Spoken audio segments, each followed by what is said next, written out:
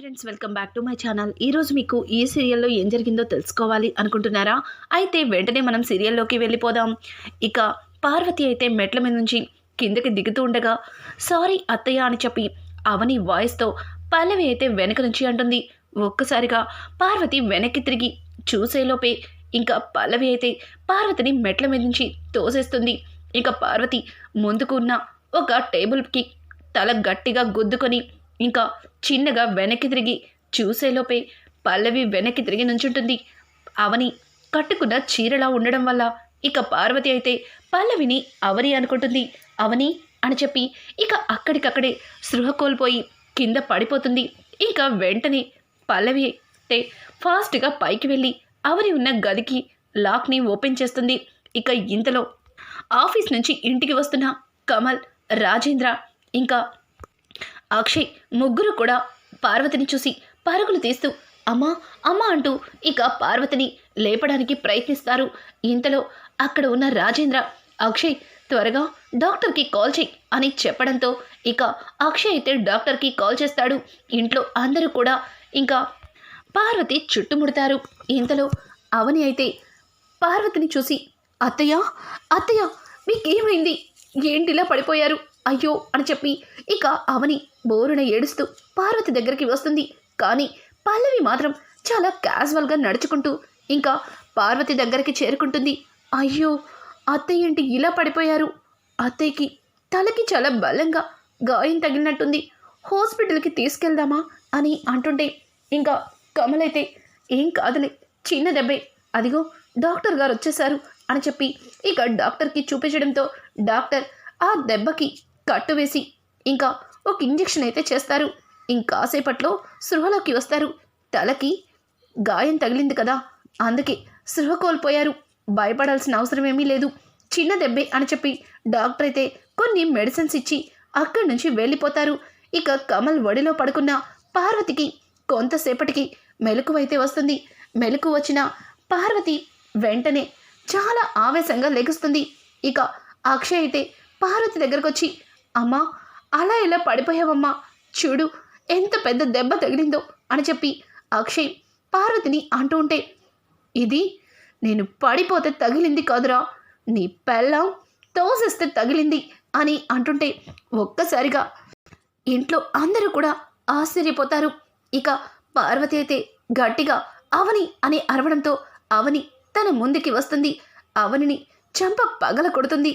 అమ్మా అని అంటుంటే ఏంట్రా ఏం మాట్లాడుతున్నావు, ఇదిగో ఈ అవనినే నన్ను మెట్ల మీద నుంచి తోసేసింది అని చెప్పి పార్వతి అయితే అందరి ముందు చెప్పడంతో ఒక్కసారిగా అందరూ షాక్ అవుతారు.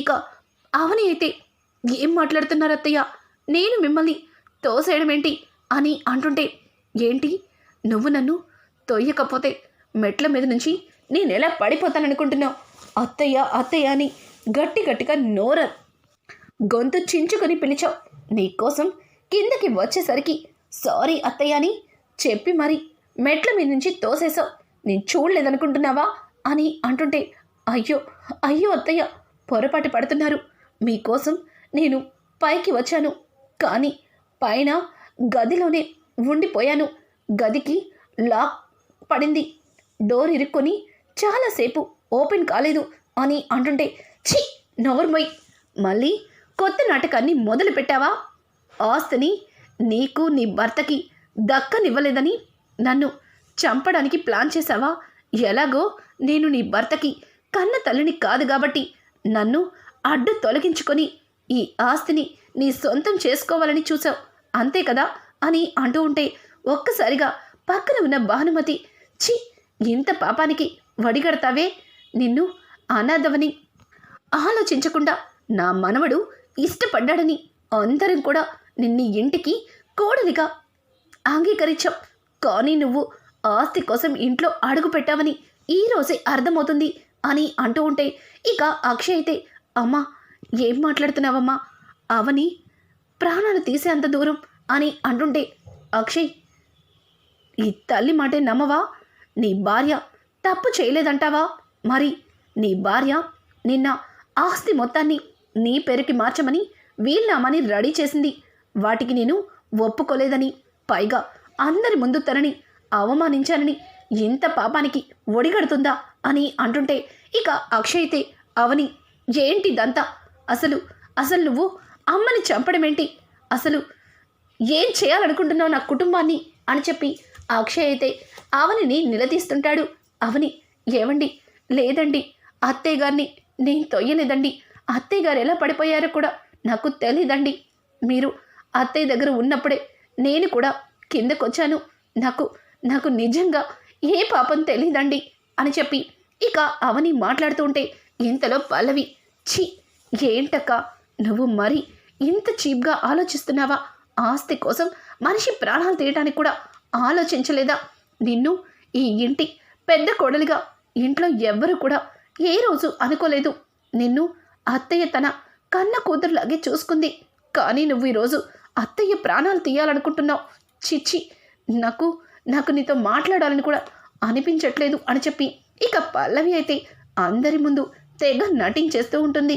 ఇంతలో భానుమతి, ఒసై నిన్ను నిన్ను ఇక్కడికిక్కడే చంపేయాలన్నంత కోపం వస్తుంది, దేవత లాంటి నా కోడల్ని చంపాలనుకున్నావా, అసలు నా కోడలు నీకు ఏం అన్యాయం చేసిందే, నీ కొడుక్కి నీ భర్తకి కన్న తల్లి ప్రేమను అందించింది, నీకు ఒక కోడలిగా కాకుండా ఒక కూతురిగా ప్రేమగా దగ్గరికి తీసుకుంది, ఒక అనాథవని ఏ రోజు కూడా నిన్ను తక్కువ చేసి చూడలేదు, ఈ ఇంటికి మహారాణిలా చూసింది, కానీ నువ్వు నువ్వు నా కోడలి ప్రాణాలు తీయాలనుకున్నావా నిన్ను అని చెప్పి ఇక పెద్దావిడ కూడా అవనిని కొట్టబోతూ చెయ్యి కిందకి దించేస్తుంది.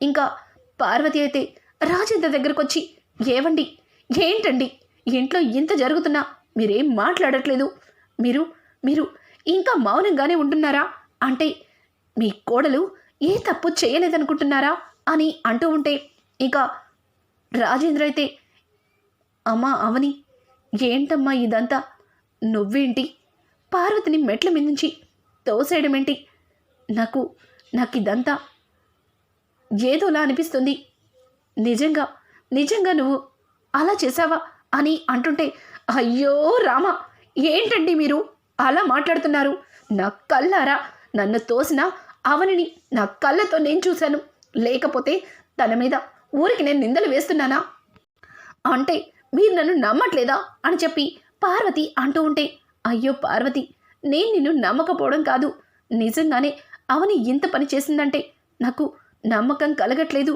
అని అంటూ ఉంటే ఇక అక్కడే ఉన్న కోమలి, నాన్న అమ్మ చెప్తుంది కదా, అయినా వదిన ఆస్తి కావాలంటే అందరం ఈ ఆస్తి మొత్తాన్ని మీకు ఇచ్చేసి కట్టుబట్టలతో బయటికి వెళ్ళిపోయి ఉండేవాళ్ళం, అంతేగాని ఇలా డబ్బు కోసం ఆస్తి కోసం అమ్మని చంపడానికి ప్రయత్నించడం ఏమాత్రం కూడా బాగాలేదు, ఎంతైనా అనాథవి కదా, అంతేలే అలాంటి బుద్ధులే ఉంటాయి అని చెప్పి కోమలి అయితే ఇక అవనిని నిందిస్తూ ఉంటుంది. అక్కడే ఉన్న ప్రణతి కూడా, వదిన నిన్ను అమ్మ తర్వాత అమ్మనుకున్నాం, అంతకంటే ఎక్కువ ప్రేమని అందిస్తున్నావని నీ మీద ఎంతో ఎంతో ప్రేమని పెంచుకున్నాం, కానీ నువ్వు నీ ప్రవర్తన అస్సలు నచ్చట్లేదు, నువ్వు ఇలా చేస్తావని కలలో కూడా ఊహించలేదు, అమ్మని మా నుంచి దూరం చేయడానికి నువ్వు ఇంత దాకా వచ్చావా అని చెప్పి ప్రణతి కూడా ఇక అవనిని నిలదీస్తుంటుంది. దీన్ని మాటలతో కాదు, దీని పని, అక్షయ్ నువ్వేం మాట్లాడవా అని చెప్పి ఇక పెద్దావిడైతే అక్షయ్ని పిలుస్తుంది.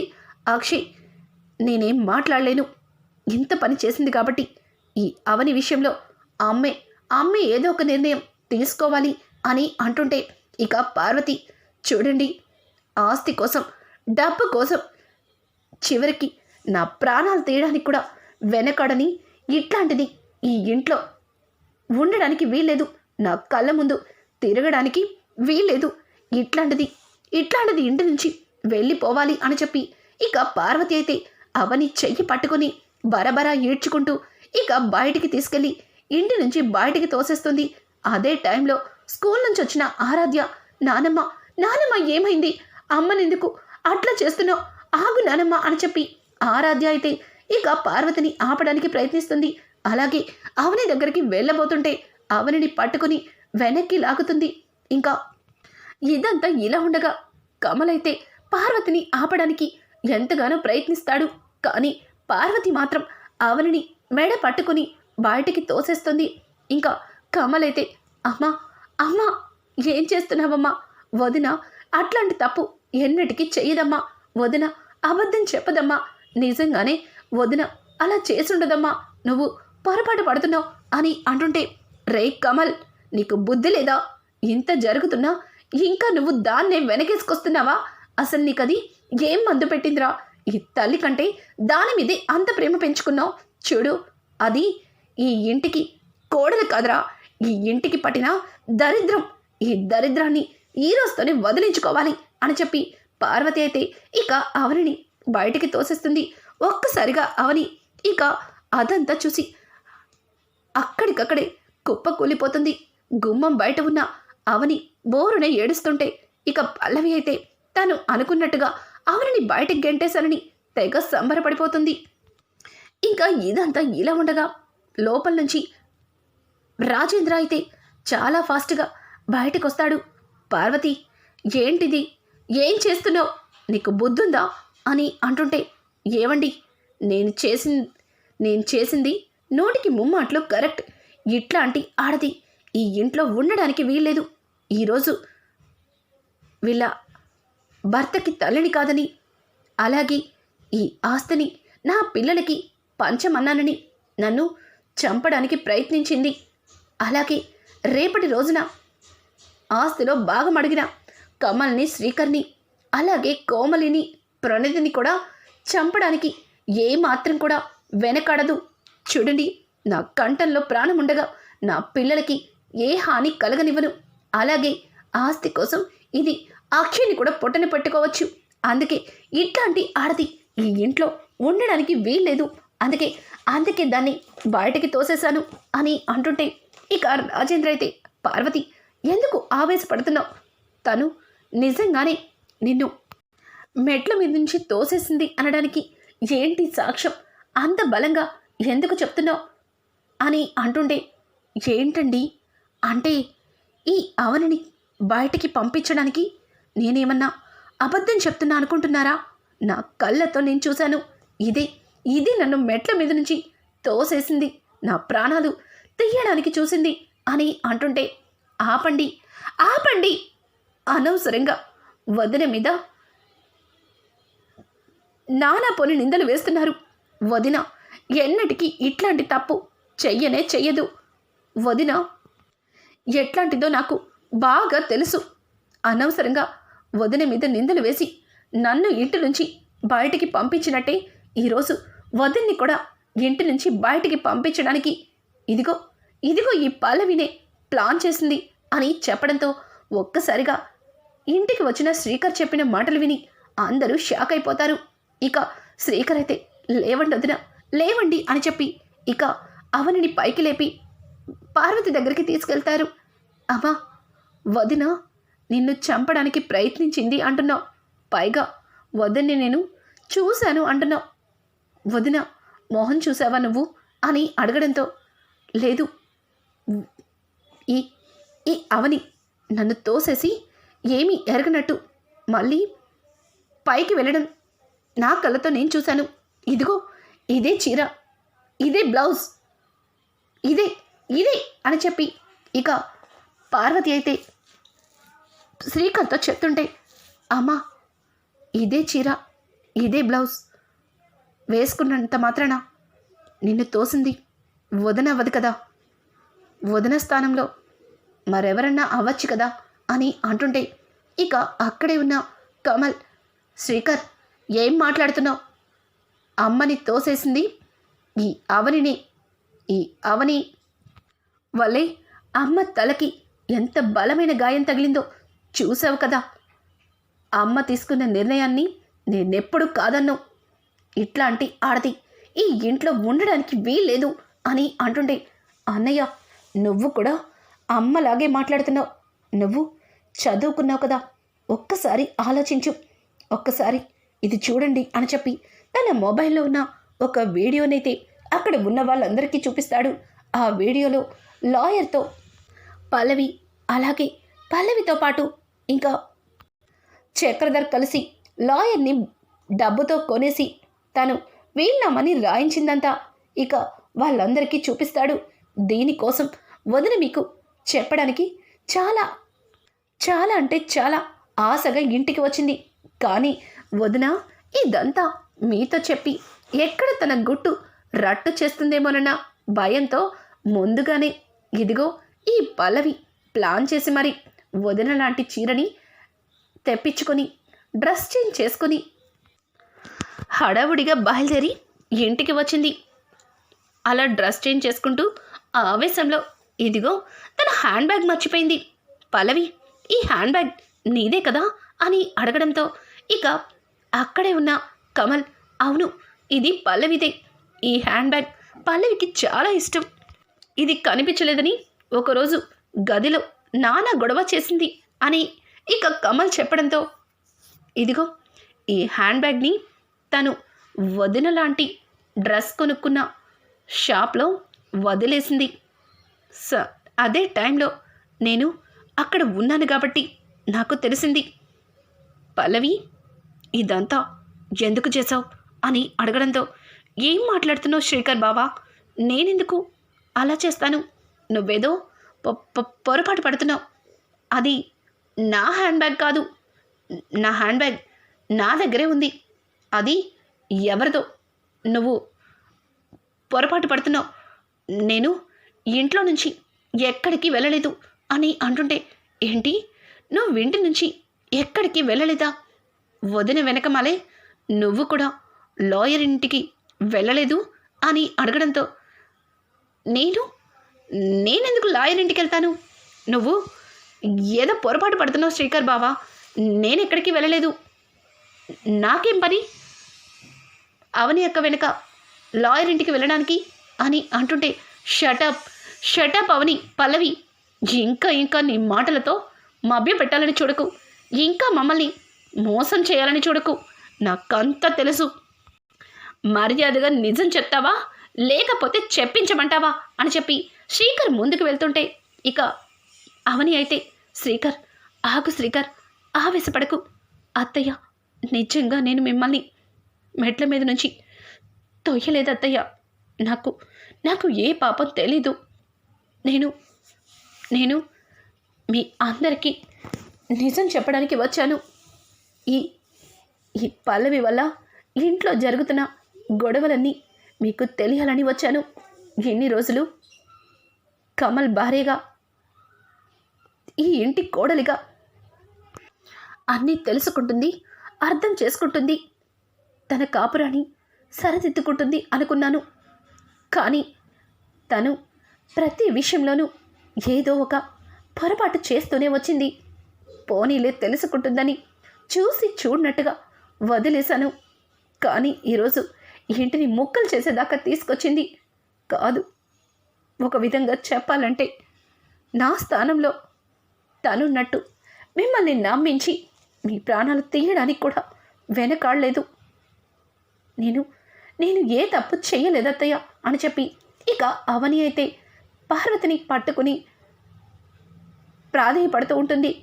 ఇంకా ఇంతలో కమలైతే తన గదిలో ఉన్న పల్లవి చీరని తీసుకొచ్చి అమ్మా ఒక్కసారి సారీ చూడు, అచ్చు వదిన కట్టుకున్న చీరలాగే ఉంది, ఇది ఇంతకు ముందే పల్లవి కట్టుకున్నట్టుంది, మా గదిలోనే ఉంది అని చెప్పడంతో ఒక్కసారిగా పల్లవికి గుండాగినంత పనవుతుంది. ఇదేంటి ఇలా దొరికిపోయాను, ఇప్పుడు నా పరిస్థితి ఏంటి అన్నట్టుగా ఇక పల్లవి ఆలోచిస్తూ ఉండగా పల్లవి దగ్గరికి కమల్ వచ్చి పల్లవి చెంప పగల కొడతాడు. ఛీ నీకు సిగ్గులేదు, నీకు మా వదిన ఏం అన్యాయం చేసిందే, నిన్ను సొంత చెల్లి కంటే ఎక్కువగా చూసుకుంది, కానీ మా వదిన మీద ఇట్లాంటి అబండాలు వేసి అందరి ముందు మా వదిన్ని అవమానిస్తావా, చివరికి మా వదిన్ని ఇంటి నుంచి పంపించడానికి ప్లాన్ చేస్తావా, నిన్ను మాటలతో కదే చంపేస్తాను అని చెప్పి ఇక కమల్ అయితే పల్లవి గొంతు పట్టుకుంటాడు. పల్లవి కమల్ చేతిని వదిలించుకొని ఆపండి, నేనేదో పెద్ద నోరమో ఘోరమో చేసినట్టు మాట్లాడుతున్నారు, నేను మీ ఇంటికి కోడలిగా అడుగు పెట్టాలని ఎన్నో కలలు కన్నాను, ఎంతో ఆశపడ్డాను. కానీ నా కలలన్నీ అడియాసలు చేసింది అని అంటుంటే, ఏయ్ నీకేమైనా పిచ్చి పట్టిందే? నువ్వు ఇంటికి కోడలిగానే వచ్చావు, నీ ఆశలు అడియాసలయ్యాయని వదిన్ని తిడుతున్నావేంటి అని అంటుంటే, అవును ఇంటి కోడలిగానే వచ్చాను, కానీ ఈ కమల్కి కాదు భార్యగా, శ్రీకర్కి భార్యగా ఈ ఇంట్లో అడుగు పెట్టాలని ఎన్నో కోరికలతో ఆశలతో ఈ ఇంట్లో అడుగు పెట్టాను. కానీ శ్రీకర్ బావకి మరొక ఆడదాంతో పెళ్లి జరిపించి ఎందుకో పనికిరాని ఈ అమాయకుణ్ణి నాకు భర్తగా చేసింది. అడుగడుగున ఈ అవని దగ్గర నిన్ను తల దించుకునేలా చేసింది. మరి నన్ను ఇంతలా బాధ పెట్టిన ఈ అవనిని ఎలా వదిలేస్తా అనుకుంటున్నారు? అందుకే ఇదంతా నేనే చేశాను. నన్ను, నా జీవితాన్ని, అలాగే మా డాడీని, మా మమ్మీని బాధ పెట్టిన ఈ కుటుంబంలో ఎవ్వరు కూడా సంతోషంగా ఉండకూడదని ఇలా చేశాను అని చెప్పి ఇక పల్లవి అయితే అందరి ముందు తన మనసులో ఉన్న కుట్రని బయట పెడుతుంది. ఇక భానుమతి అయితే పల్లవి చెంప పగలకొట్టి, ఛీ పాపాత్మురాలా, ఇన్ని రోజులు నిన్ను నమ్మి చాలా పెద్ద మోసపోయాను. నీ వల్ల నేను కూడా నీతో చేతులు కలిపి బంగారం లాంటి అవనిని చాలా బాధ పెట్టాను అని చెప్పి ఇంకా పెద్ద ఆవిడ కూడా పల్లవి చెంప పగలకొడుతుంది. ఇక రానున్న ఎపిసోడ్స్లో ఈ కథ ఎటువైపు మలుపు తిరగబోతుంది? ఇట్లాంటి లేటెస్ట్ ఎపిసోడ్స్ మీకు మరిన్ని కావాలి అనుకుంటే మా ఛానల్ని సబ్స్క్రైబ్ చేసుకోవడం మాత్రం మర్చిపోకండి. Thanks for watching. Hi friends, welcome back to my channel.